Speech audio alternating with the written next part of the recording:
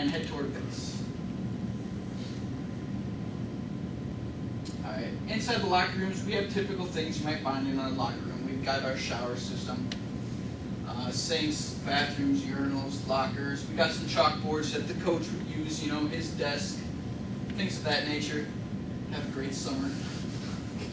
We can run behind the bleachers here like I was mentioning, underneath them. Go ahead and cruise around the obstacles. Notice when you walk up and down the stairs how it's really jittery, just like if you're really doing it. Alright, if you guys could load in. We're going to go through some actual gameplay and give you guys just a couple minutes of what it's like to really play Nerf. I'm going to stand up here and do a little bit of commentary, but for the most part I'm going to let them just have their fun. Tell them when you started playtesting. Well, right away. I mean, as soon as we had a stub level, we were playtesting. About 2 weeks. Yeah, it was about 2.5 weeks. A couple people went above and beyond their goals and got so excited with the game that they got a lot of things done early. You'll notice when people choose their sides, it mentions it up there. Whenever you swap weapons, it'll tell you things like that.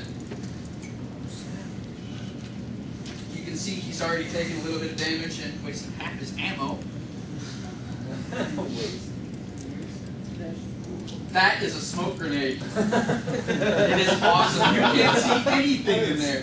That is awesome.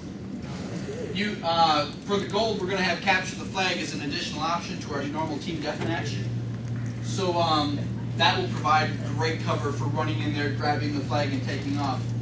Notice he was incapacitated. There's no death, so he gets to choose a new character. Which one did you grab? This is the punk. Dual weapons. Pop a couple rounds off. Notice you can shoot each one individually, though they use the same ammo pool. That's our bully, the first character who we actually have the model in the game for.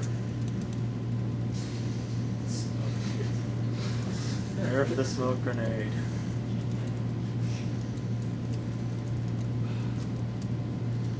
The punk's greater speed allows him to do some kinds of jumps and stuff that the other characters can't.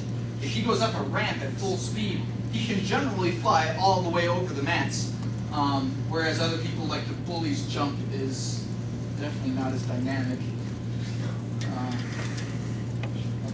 Somebody just lost it there, and so did Brad. That's time. Alright, we're going to cut out now from that. We're going to go into a quick, I doubt this is going to load up, but a quick market analysis for you guys. So we're going to bring Brad up here. Go ahead and please.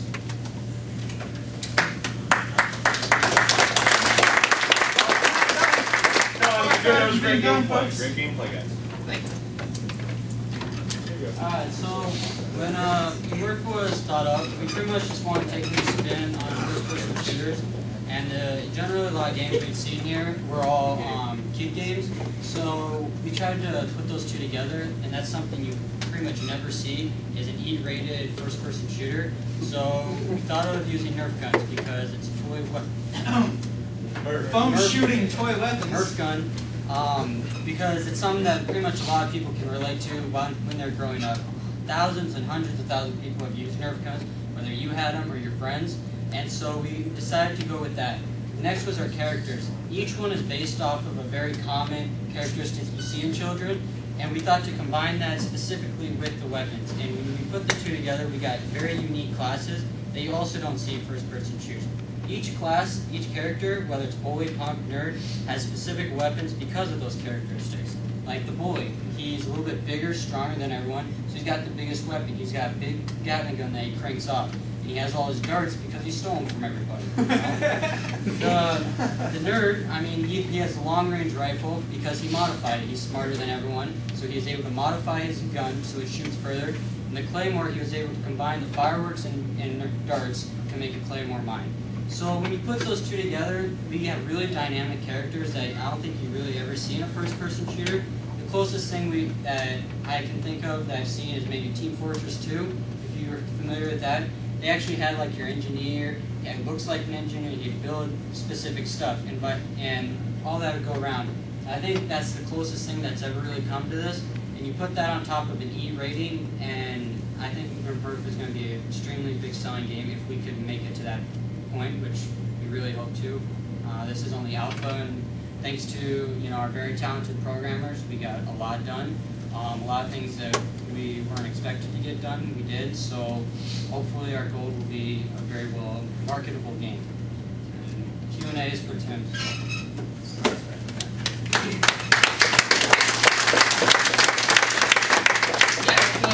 How many programmers did you actually have? Technically, we had 2. There was Dan was our programming lead, and Zeke was working with him.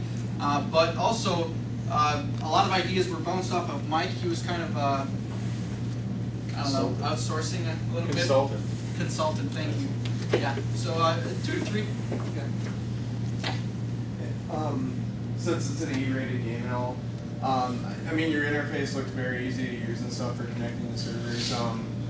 Would you probably see a problem though for if you had younger people trying to connect the servers, going through the interface and such? First, this is just the alpha. Okay. We're hoping to rework all the menus to a more Nerf feel, The biggest concern that we have with the younger generation, not loading up and getting into there.